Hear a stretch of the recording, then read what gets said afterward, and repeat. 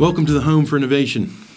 And today, once again, we're talking about education, but today I want to talk about the need for the private sector to get involved with education. It's not a secret that the educational system is underfunded today and that teachers are trying to do more and more with less. Ultimately, the outcome is not good in terms of turning this around if we don't do something else. And I think one of the answers is we've got to get people in the private sector involved in education. Not only do the educators lack some of the resources they need, but the truth of the matter is technology today is very dynamic and it's changing at such a rate of speed that it's very hard to keep up. So they're going to need us to come back into schools and help them provide insight into learning and education and put some of this stuff in context. A couple of facts for you to consider. In the next 6 years, it's estimated that STEM-related jobs will grow at 70% faster than other jobs.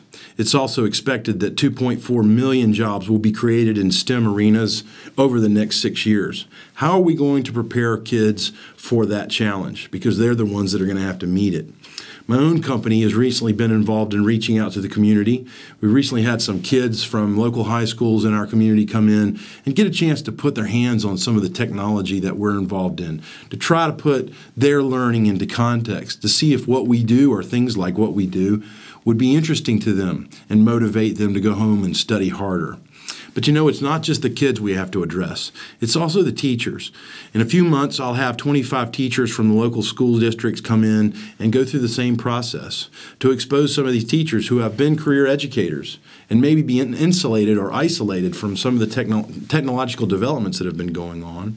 We also have to give them an opportunity to position the learning for real opportunities out in the real world. So we got to expose them to the technologies and the things that are going on in manufacturing, in the private sector, so that they have the ability to do a better job training the kids.